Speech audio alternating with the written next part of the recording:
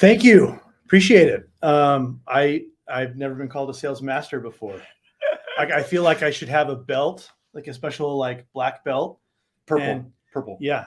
And be up in the mountains somewhere. So yeah. Let's see here. All right. So sharing, there we go. Great. So we want to talk a little, that's right, Derek, master of disaster. Want to talk a little bit about signal marketing, what it is, why it's important, and how we can take a look at that. So there's two traditional approaches, Sterling, to generating revenue. One has been the demand gen motion, which is it's very much you've got your lists of accounts, you've got your contacts, you got your website visitors. You throw that in the funnel, and what you hope comes out at the bottom end is revenue. And it's a way I've done it at other companies, and it's worked well. The other way that I've worked is through targeted accounts. You have a look at exactly what kind of companies you want to go after, what accounts you want to go after, and you target them. I'm reminded, though, in the summer at our ABE Summit, we had John Miller on from Demand Base, and he said a couple of things. He said, demand gen is like fishing with a net. It can be very, very effective.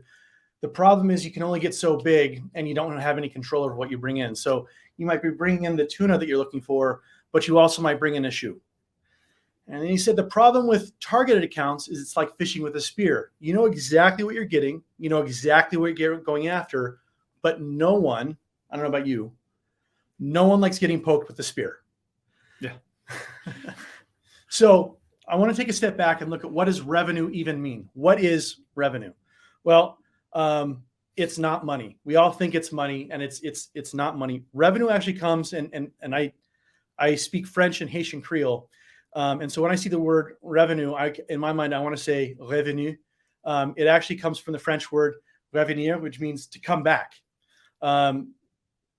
Going down the nerd funnel, it was 15th century. The French kings were sending out tax collectors to go bring back money so they could control it. That's where the term comes from. That's cool. I didn't know that. I know. You learn something every day, hopefully. So we've taken that to mean revenue, to mean the money that we bring in. The fact is, this is what a revenue cycle should look like, as I've outlined it here. I'm going to go through each of these and define it so that we can see what does this revenue cycle look like. And the first thing is obviously identifying the addressable market. Number two, marketing messaging, getting that out. Number three would be letting the audience listen. Signal data, engagement, and then realized revenue. And there's a couple other nuanced steps in there that we'll get to there in a second. So with the addressable market, if you haven't heard our keynote, you came in late, make sure you go back and listen to it. Sangram and Dave dove into this really well. In fact, Sangram's book Move, I think I saw in the note in the comments that some people have ordered it already. If you haven't, do it. I'm just about done with it. And it's at a great price point too, which makes it nice and easy. It there really you go. is. Yep. It's actually on. I have about an hour commute into work, and it's about it was like $4 on Audible. So great commuting book. I just find myself wanting to take notes. But he talks about the addressable market, and I took some of this from him, so I hope he's okay with this. But it's answering these questions, like what problem do you solve? What's your positioning? Who is your buyer? Who's the buying committee? What's your use case? Where are they located? There's more to it than that, but that gives you an idea of what your addressable market should be. Yeah. So I'm trying to give you some tools to help you define that addressable market, right? So I mean, if you want to talk about some of the tools that are on there. Yeah. So Zoom Info is a great one that has a lot of capabilities inside there. LinkedIn Sales Navigator. For the price point, you can get a lot of great contacts and abilities inside there. Owler, love Owler. We got to pitch out Owler. They're amazing. They have a great team over there. Crunchbase, large database inside there, and then Did you want to say something about D&B? D&B, I use that when I was a financial advisor to help me figure out what small businesses I should go and target. Really, you're getting an overall scope of what's out there. And do I need to shift? Do I need to adjust? The next thing after revenue cycle, the next thing after addressable market is the marketing messaging, right? And so we all know the traditional ways that you can message, your website. You want to focus on SEO, get people to there, targeted, pay-per-click ads, webinars, blogs, podcasts, emails, YouTube channels, direct mailers, events and trade shows. So many different ways. Anything, and I love the more creative, the better, in my opinion. Yeah. But these are some of the traditional ones. So the traditional ways that marketing has gotten your message out to the world. A couple of tools we're looking at pay-per-click, Google Ads, Twilio. You're looking at email, Marketo, HubSpot, Eloqua, direct mailer. Pixingo is doing some really cool things with focused around greeting cards. And then you've got Sendoso and Alice. All these tools are there to do one thing: get the message out, right? And two, with Pixingo, the automation that they have with that card sending, really neat, really cool. So here's the hard part. As sales and marketing leaders, as CS leaders, we want to go in and we want to play around at this point. And now it's with the audience. Yeah. Now we've got to let the audience just let it rise. You want to make sure you don't underdo it. You don't overdo it. You want to make sure it's just right. That's harder than you think, right? How many times do we hand leads over to the sales team? And I've worked on both the marketing and the sales side. You hand leads over to the sales team, or you receive leads as a sales team. And what do you want to do? I want to go and call everybody right now, full bore. It might not be time. On the other hand, if you let things sit too long, they're dead, right? So you got to make sure it's just right. So how do you do that? Well, that's where you need to start paying attention to signal data, right? Signal data is a place for you to listen to what the audience is trying to tell you, and not just explicitly, but also based off of what they're doing. And I'll get into that. And the tools really depend on what you're listening for. And there are three things that you really want to listen to. You want to listen to their intent, you want to listen to their behavior, and you want to listen to their fit. We'll go into these here in just a second. So intent, what is that? I think we've talked about that. I know that in the keynote they spoke about intent. I know that in Dave Delaney's presentation, he spoke about intent. But you're looking for, what are they doing out there on your website and in the dark web, both, to say, hey, I'm looking for a solution like yours. 6th Sense and Demand Base, they will tell you that someone's in the consideration phase, that they are out there looking for things like yours. At Signals, we'll go ahead and tell you, hey, when someone is poking around on your high intent pages, like your blog posts or your white papers, it's really important to listen to make sure that is something that they're actually looking for. The next thing is behavior. So are they coming to your website to begin with? How many times have they been to your website? Pages. What pages are they looking? Are they looking at your careers page? In which case, it's probably not a sales or marketing motion. Maybe get your recruiter to take a look at that. But you wouldn't want to be targeting people who are just looking around to apply for a job at your company, right? Yeah. Are they opening up emails? Are they clicking on your emails? All these are things that marketing automation, all these tools can go ahead and help you with. The next one is fit. Fit, you're going to look at two main things. One, their firmographic data. Firmographic data is going to be something like, where are they located? How many employees do they have? What's their industry? Technographic data is going to be things like, what's their tech stack? What are they using? Do they use complementary data that's going to help you sell into that group? We certainly help with that. Zoom Info, you can see some of that data. HubSpot, LinkedIn Navigator, you can all see if there's that fit there, right? The idea is, let's go ahead and make sure that they have intent, they're doing the right things, and they're the right kind of company. They're ready to be engaged. This really makes your ICP, right? Mhm. And it takes it to that next level. It's not just saying, oh, who's our ideal client? Just saying, well, these guys are great. These guys are great. This is actually breaking it down and saying, these are the things that make our ICP. Right. And it's going to do a couple things. It's going to, number one, it's going to bring to the top the people that your sales team should be engaged with. But number two, it's going to filter out the noise, right? So that you're not wasting resources on going after just the noise. Yeah. All right. So we've talked about intent, behavior, and fit. The next thing to talk about is active listening. And I know this is something that Mrs. Griffiths, my second grade teacher, would talk to me about active listening. Wow. She'd be talking and I would be off drawing something, not paying attention. And I'd say, I'm listening. She's like, yeah, but you're not actively listening. Well, we need to do the same thing with our data and with our leads. So what does active listening mean? Well, you need to be able to alert the revenue teams that an account is ready to engage. 2, you need to be able to change course if it's not ready to engage. 3, you need to be able to enhance the data to make sure it's better. And then 4, when something is ready to engage, you need to kick off that appropriate engagement.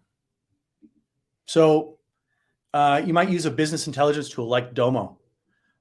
Great tool there that helps consolidate all of this data in one panel.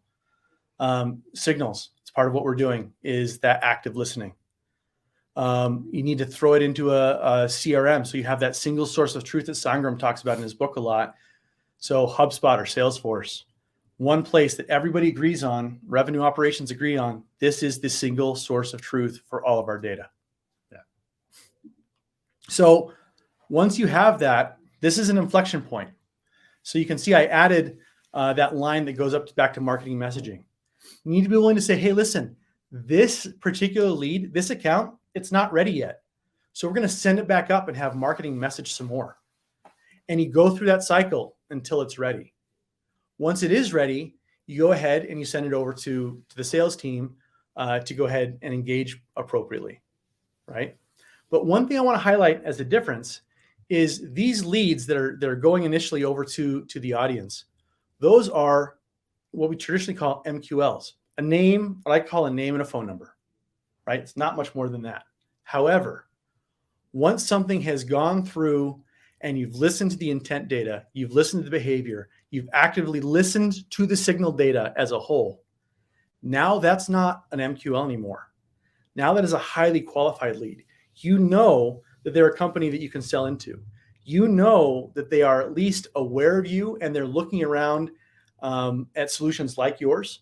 And you know that they've been poking around your website. That is a highly qualified lead. And if a sales team pushes back at that, you probably need to have a talk with your sales team. So what does engagement look like? Well, it's how the sales and marketing team, how the sales team specifically is going to reach out. And it should encompass all possible communication channels. So with Signals, we can help with email and we have chat on there. Yep. We also want to integrate with tools like SalesLoft. We're working on that integration right now. I get to test it out and I love it. But it allows us to kick off that cadence. So now this is a highly qualified lead. Great. Throw it into SalesLoft or Outreach or Groove. So now you've got that cadence tool. So now the team is reaching out. I think one of the worst things you can do, and one of the worst things that marketing teams do, is when I used to hand over a list of highly qualified accounts over to the sales team and say, go for it. And they look at the list and they're like, okay, this is just another list that I've got to go ahead and follow up on. Throw it into their cadence so it's just the next thing they need to worry about, and automate that as much as possible there. And then also I throw Connect and Sell on there. I love that tool. It just allows you to, in terms of dialing, integrate that with those other tools there, really amp up the amount that you're able to call out on in a single go around. So, and ease of use too. Oh yeah. Yeah. So special shout out to those guys as well. Yeah. So then it's going to turn into realized revenue, right? That's what we're all hoping for, that realized revenue. So I want to look at that and like, how does this look in action? So we're going to take a use case that we saw personally, here at Signals. It was someone we were working with that had an ICP, an addressable market of 300,000 potential accounts, right? Big, but not massive. And they were trying to reach out to it. And so what they do, they did their email drips, they hosted blogs and webinars, they attended events, they did SEO on their website, all this stuff. And they were really excited to see what it would bring into their audience. And it brought them 170 visitors.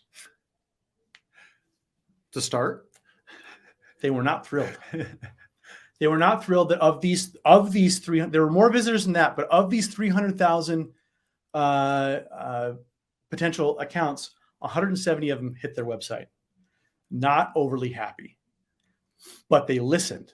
They used their signal data. So they looked for who is reading their white papers, who's been to the website 5 times. I think it was like 3 to 5 times.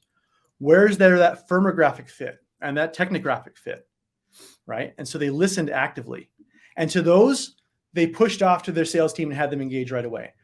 But this is where it got really cool, is to those that didn't qualify yet, they continued to engage the marketing machine. So they used the active listening. They actually used Signals to go ahead and enhance the data. And so from those 170 visitors, or the 170 accounts that were on the website, they enhanced the data to look for the contact data for the buying committee, the entire group that they want to go ahead and talk to. So automatically it brought in 2,000 contacts and 1,500 emails. From those emails, they sent those new emails they didn't have before. They knew that these accounts were active, right? They hadn't opted in, but they were interested in the messaging that this company had. So they sent out the first email. And I'll say this, just as a frame of reference, a spam email, you're going to see an open rate of about 1%. A subscription-based opt-in email, you're going to see something about 30%. The first one they sent out, they saw a click rate of 8%, right? It's part of a cadence. They sent out a second email. Now they saw a click rate of 25%, because this was a subset. This was a group that would really resonate, or the message would resonate with them, rather. Very targeted. Very, very targeted. Yeah. And so this came back through. At this point now, they were ready to engage appropriately. So what does that mean? Well, they sent about 500 highly qualified leads over to the sales team. The sales team could engage with 500 of those leads.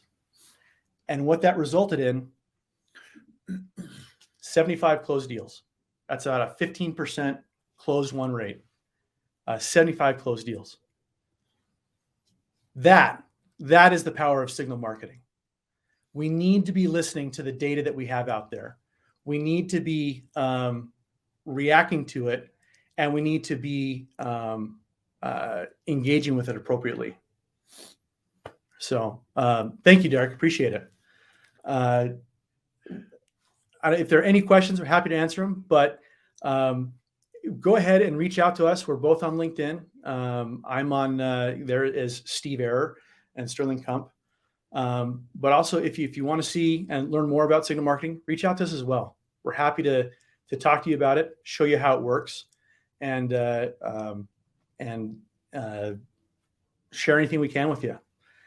Thank you very much, and enjoy the rest of the conference. Thanks, everybody. Have a great day.